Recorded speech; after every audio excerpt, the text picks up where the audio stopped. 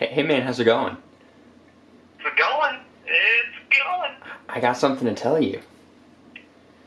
Me mom gay? No, it's even better than that. Oh shit. Oh shit, it's a new bed? Aw, this is my opening bit. This is my opening bit. Oh shit, you're opening bed? Yeah, this is my opening bit. Ah, damn it, we're stuck in an opening bed again. Colors weave into a spire of flame.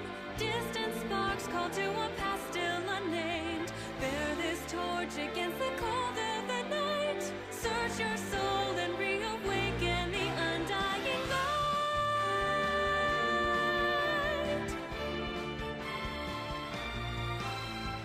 On that day, when the sky fell away, our world came to an end. In our eyes stood a fading sunrise in the dark, glimmering. Hey guys, how's it going? Patrick here. You guys have probably seen me on a few of Tomas's other videos. We've done some reaction videos. We've talked about different things, everything from 21 Pilots to 21 Pilots, Brendan Urie, Panic! The Disco, Fall Out Boy. We've talked about a whole bunch of different things. Mainly me trash talking about 21 Pilots, but I want to talk to you about something that isn't trash today. I want to talk to you guys about Super Smash Bros. Ultimate. I just finished playing it literally like 10 minutes ago. I just finished playing. No, sorry, I just completed it. I just completed its story mode, World of Light, Spirit mode.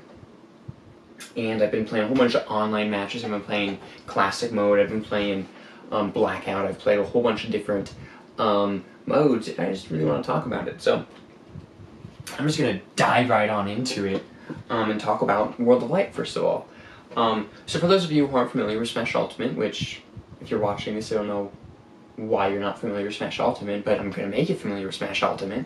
World of Light is the story mode, and the premise of this story mode is that the world has been plunged into light and or darkness.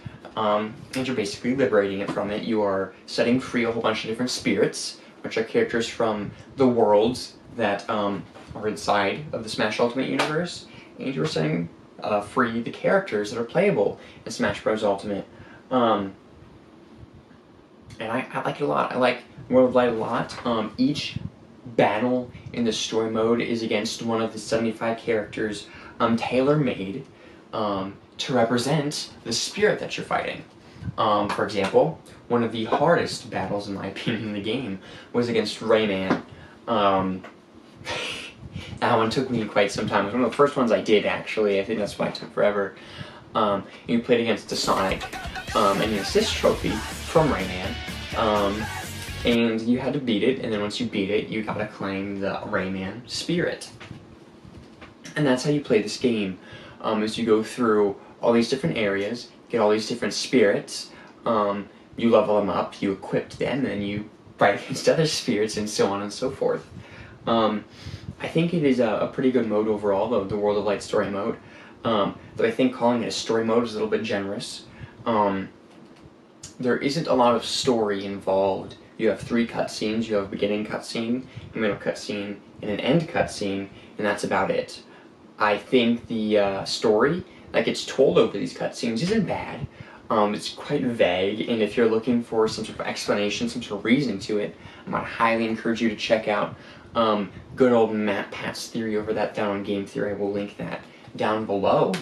I think it's a pretty good video. I think it's a pretty good video game in general. I think the World of Light mode is decent. It does leave a little bit more to be desired for to contrast it against Subspace Emissary, the story mode, and Super Smash Bros. Brawl. You don't have as much story, and you don't have as much freedom.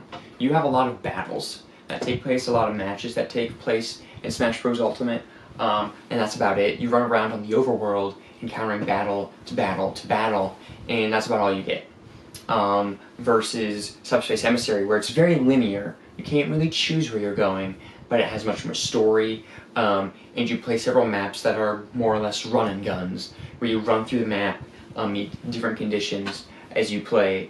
And I'm not a huge fan of running guns, but Subspace Emissary did it very well, and I think they should have mixed a little bit more of that in to World of Light. But I do think World of Light is a wonderful product. You can definitely see they put a lot of heart into it. They tailor-made every spirit. And what little gripes I do have with it, mainly the fact that it's too diverse, there isn't too much story in it, I think is really just nitpicking at this point. I don't believe it was made to be an incredibly expansive story. I believe you were supposed to make the story as you go, as you would used to do with the other Smash games. You'd play it, and the story of the game would be your experience. I really enjoyed it a lot. I thought the World of Light mode was very good. I will be going and playing it again. I'll probably be playing through it in the new Game Plus mode. I'll probably be starting on that in like 25 minutes once I'm done with this, but it was very good.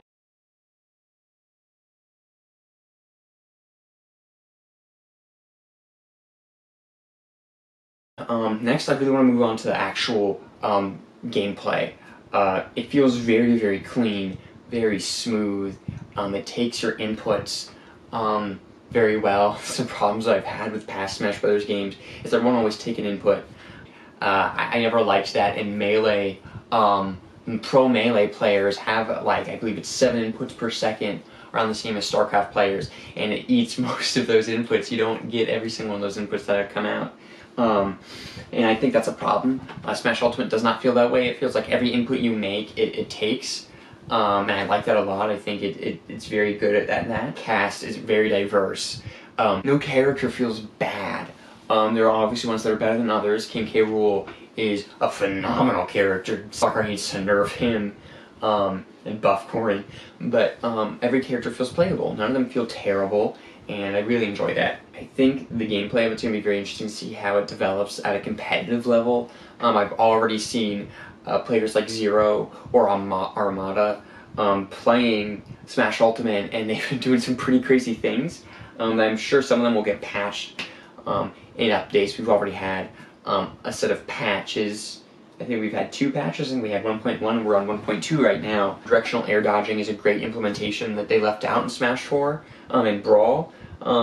They didn't have it, and you can do all sorts of stuff with that now. You can wave land, you can wave dash, though wave dashing is not good in this game.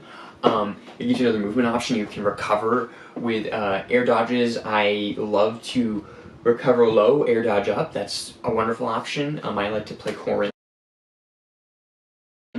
who doesn't have the best recovery, and air dodging just gives me another option. The last thing I want to talk about are the different modes that they added into here. They brought Black Cat Classic mode, they brought back Tournament mode, they added, I believe it's called Blackout mode, you have Team Brawls and all sorts of other things. I like that a lot. And they added a whole bunch of different modes, and none of them really feel half-baked. If you guys have played the new Super Mario Party, a lot of those modes that they put in the game felt half-baked. It felt like they spent half the time on it they should have, and they made too many of them. If they had spent that much time on 2 of the modes instead of, like, I think there's 4, all of those 2 modes they made would have been great. This game doesn't feel like that at all. It feels like they put love, dedication, care into every mode that they made. I think that's wonderful. Sakurai and the whole development team on this game did a wonderful job. There are no real complaints that I have with the game itself, aside from a lack of story in the World of Light, the linear gameplay from Subspace, contrast against that. I believe that's more of a preference than anything. I can't really cite that as a complaint, but I think this game is pretty good overall. This game right here, Smash Bros. Ultimate, if for some reason you have a Switch and you don't have this game, go buy it. And for some reason, if you don't have a Switch and you're trying to decide, oh, should I get a Switch, should I get a PS4, should I get a PC, I can tell you right now, this game makes a Switch worth it. But that's about all I got for you good boys today. I think with an opening bit and a post-credit bit, I'm just over 10 minutes, so that's YouTube AdSense. And I will see you guys next week.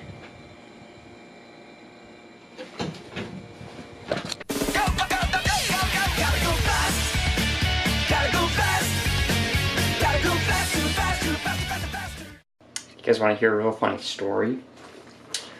I think I lost my case for my Smash Ultimate game, which is really ironic because I remember keeping like a watchful eye on it for days before I left. And I have absolutely no idea where it is. So, put this on hold until I can find a copy of it, you know? Oof. Give that a good old Minecraft oof. Wait, no, that's Roblox. Oh, I'm mixing my metaphors here. So, funny story, it was in my suitcase the whole time. It was in the one pocket I didn't check. It's always in the one pocket you didn't check. This is post-credit scene, isn't it? Holy shit. Wow.